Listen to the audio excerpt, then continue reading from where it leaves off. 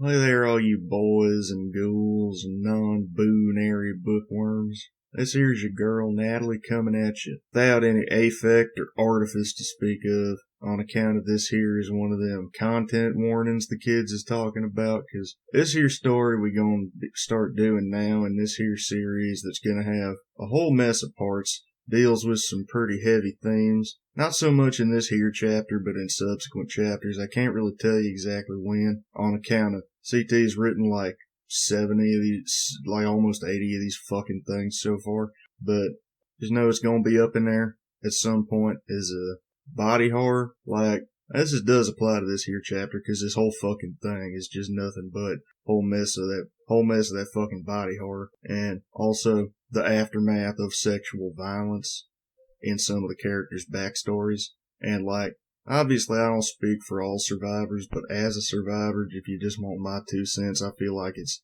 honestly some of the most tasteful and well done and also cathartic descriptions of such things I've ever read. But I know that probably ain't gonna be everybody's cup of tea. So I figured I just want to get that out there. And when we get to that fucking chapter, whichever the fuck one it is, I'll make sure and say something at the start of the video. Reckon I'll go tune up this here instrument and we'll get started. Amber Skies by The Caretaker. Chapter 1. She woke to find herself in a boxcar full of corpses.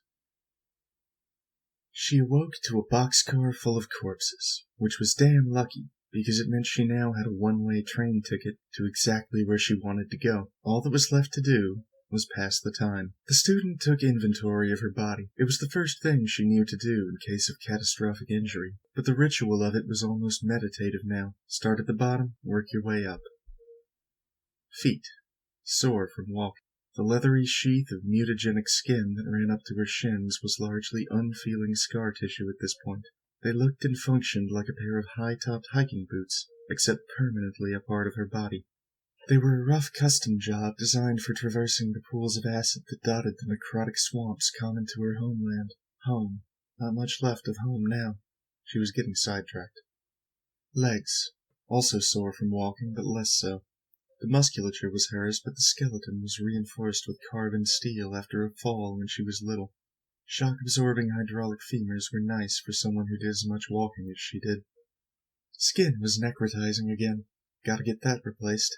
Maybe one of the corpses is fresh enough to provide a graft. Pelvis. Mercifully unfeeling. The surveyor had grabbed her by the hips. The skeleton was completely replaced a long time ago, but she could feel a hitch in the joint of her left leg whenever she moved it just so. An easy fix, but time-consuming. And not the sort of work to be done on a moving train. No necrotization here. At this point it was all synthetic. Uterus was completely original, not that it meant much. The little bundle of braided tubes that assisted her endocrine system remained stapled to her skin. The jangling was annoying, kept getting stuck on her hatchet, thus staples. Fluids were looking a little dark. She must be dehydrated. Torso felt fine aside from the strain on her spine from carrying her things.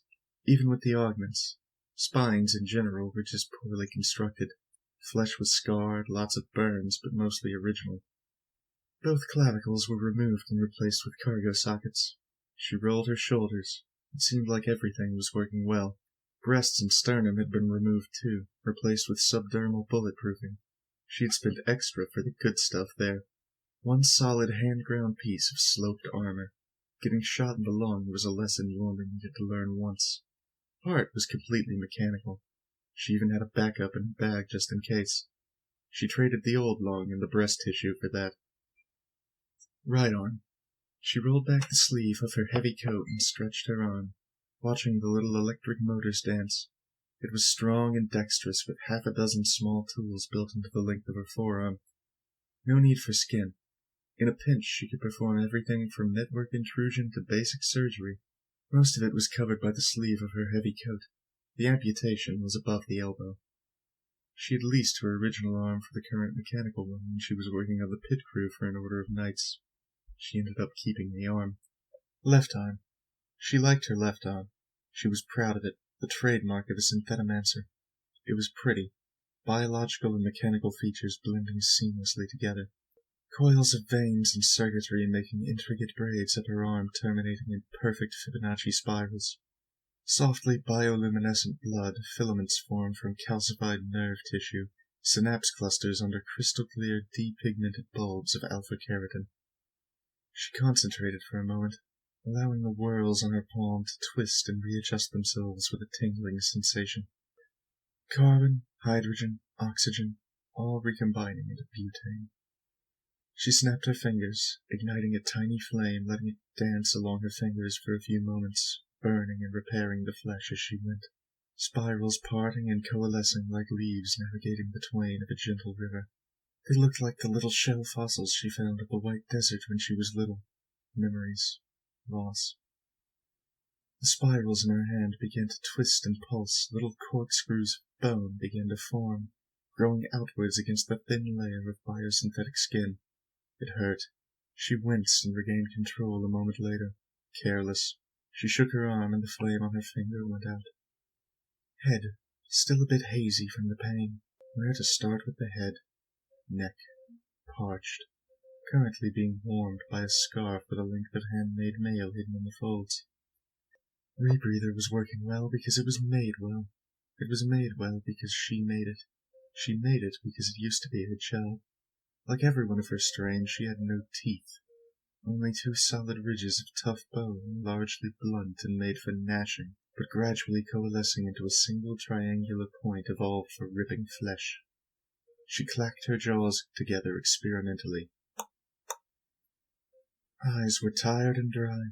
There was a short mechanical hiss and a snap as the shields over her eyes retracted back into the sockets in her cheekbones. The only light was from a pair of grates in the ceiling, but the glare nearly blinded her. She snapped the shields back into place, and the heads-up display came slowly back into focus.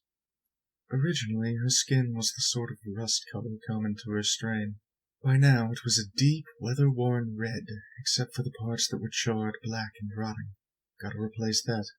If she could grow hair, she had done a damn good job of making sure it was thoroughly singed off.